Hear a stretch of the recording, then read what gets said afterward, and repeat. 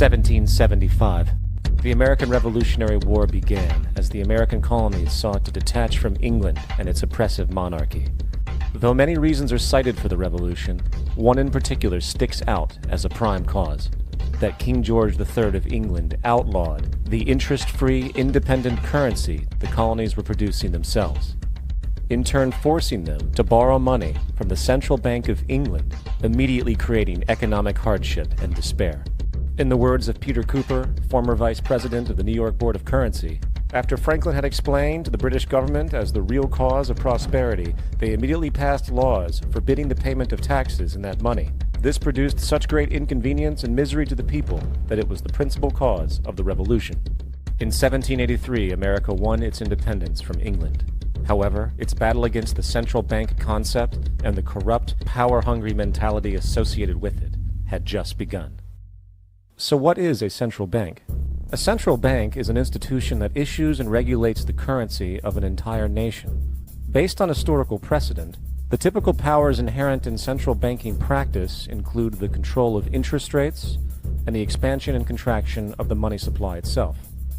Now, the central bank does not simply issue money to the government, it loans it to them with interest. Then, through the mechanisms of increasing and decreasing the supply of money, the central bank essentially regulates the value of the currency issued. It is critical to understand that the entire structure of this system can only produce one thing in the long run: debt. It doesn't take a lot of ingenuity to figure this scam out, for nearly every single dollar produced by both the central bank and its regulated commercial banks is loaned at interest. That means every dollar produced is actually the dollar plus a certain percentage of debt based on that dollar. And since the banking system has the monopoly of the production of the currency, and they loan each dollar out with an immediate debt attached to it, where does the money to pay for the debt come from? It can only come from the banks again, which means the banking system has to perpetually increase its money supply to temporarily cover the outstanding debt created, which in turn, since that new money is loaned out at interest as well, creates even more debt. The end result of this system is essentially slavery, for it is technically impossible for a government, and thus the public, to ever come out of the self-generating debt.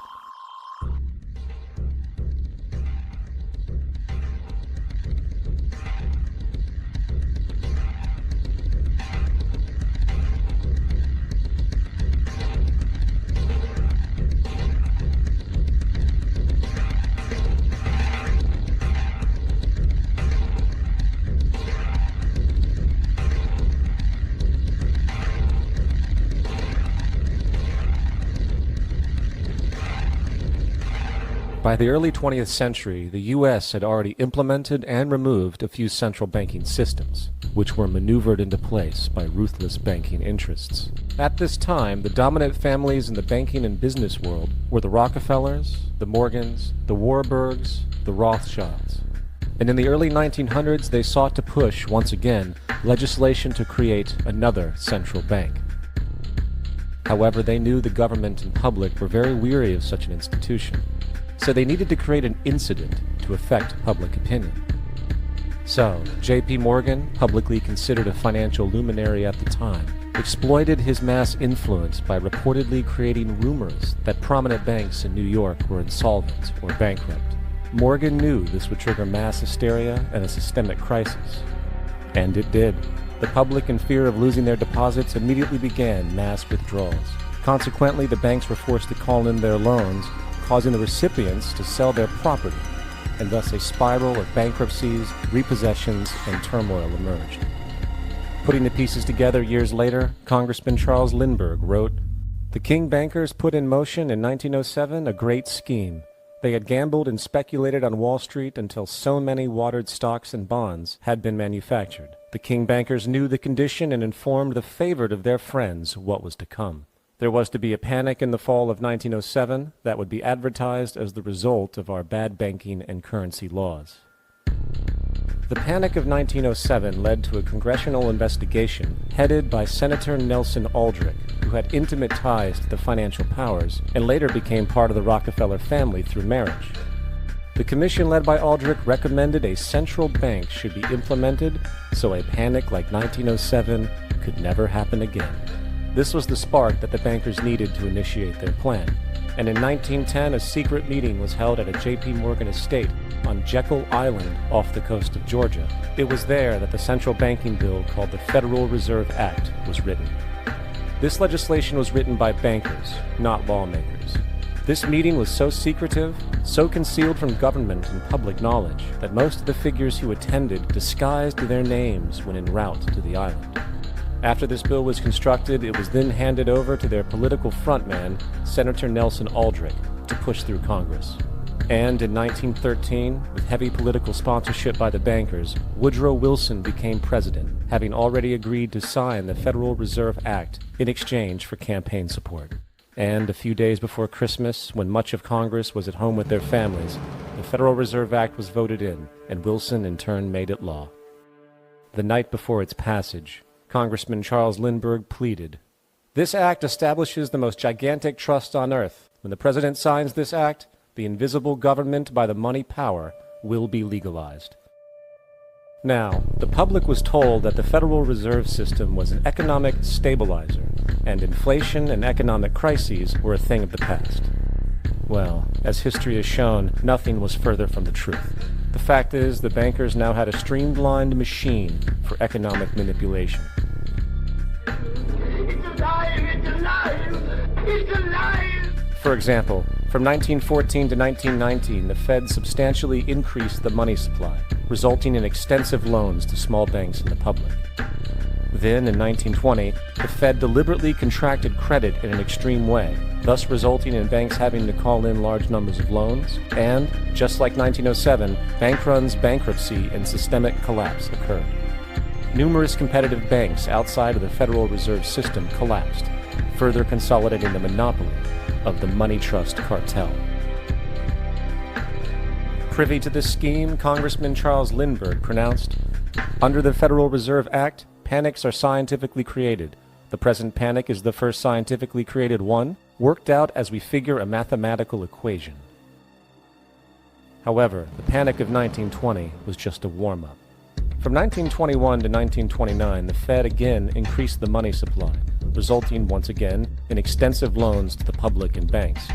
There was also a fairly new type of loan in the stock market, the broker call loan. Very simply, this loan allowed an investor to put down only a fraction of the stock's value, with the rest being loaned from the broker. This method was very popular in the roaring 1920s, as everyone seemed to be making money in the market. However, there was a catch to this loan. It could be called in at any time and had to be paid within 24 hours. And the typical result was the selling of the stock purchased with that loan. So, a few months before October in 1929, J.D. Rockefeller, Bernard Baruch, and other insiders quietly exited the market, knowing the bubble created was about to burst. And on October 24th, 1929, the financiers who furnished the call loans started calling them in masse. This sparked an instantaneous massive sell-off in the already inflated market, as sell orders and margin calls were systemically triggered. That then led to mass bank runs, eventually collapsing thousands of banks, enabling the large banks to buy up the now failed ones at a discount. But it didn't stop there. Rather than expanding the money supply in order to recover from this economic collapse, the Fed actually contracted it, fueling one of the largest depressions in American history.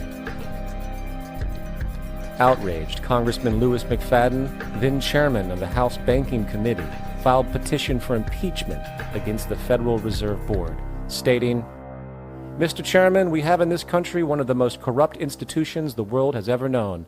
I refer to the Federal Reserve Board and the Federal Reserve Banks. This evil institution has impoverished and ruined the people of the United States and has practically bankrupted our government.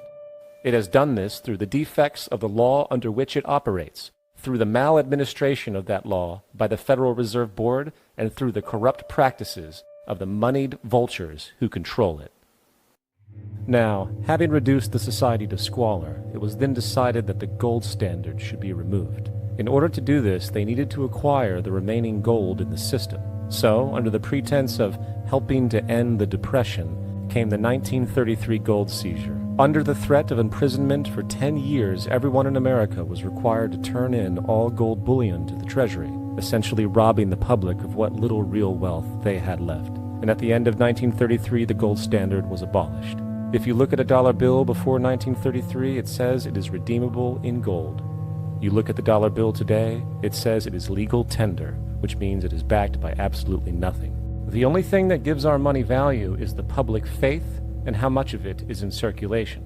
Therefore, the power to regulate the money supply is also the power to regulate its value, which is also the power to manipulate and control entire economies.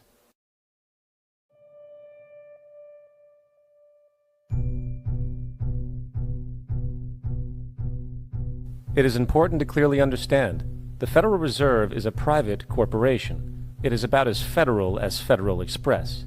It makes its own policies and is under little regulation by the U.S. government.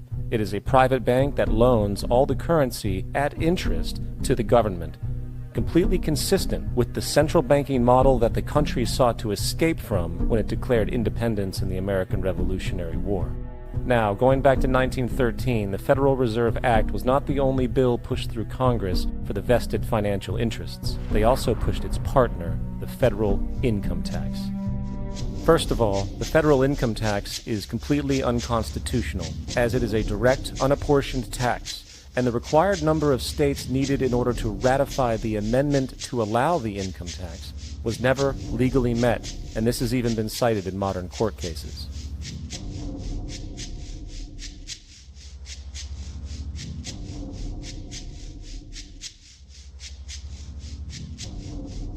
Second, at the present day, roughly 25% of the average worker's income is taken from them via this tax. That means you work 3 months out of the year to fulfill this tax obligation. And where does that money go?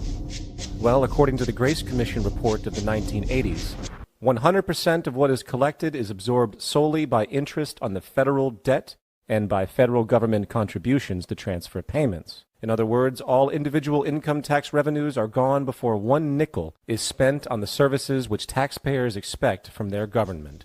Today, the money Americans make working 3 months out of the year goes almost entirely to the interest fees charged for the debt-based fiat currency.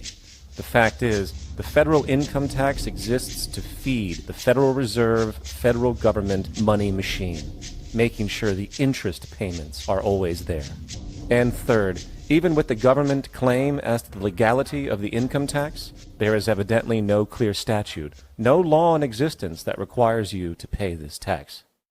I really expected that, of course, there's a law that you can point to in the law book, the code, that requires you to file a tax return. Of course there is. I was at that point where I couldn't find the statute that clearly made a person liable, at least not me and most people I know.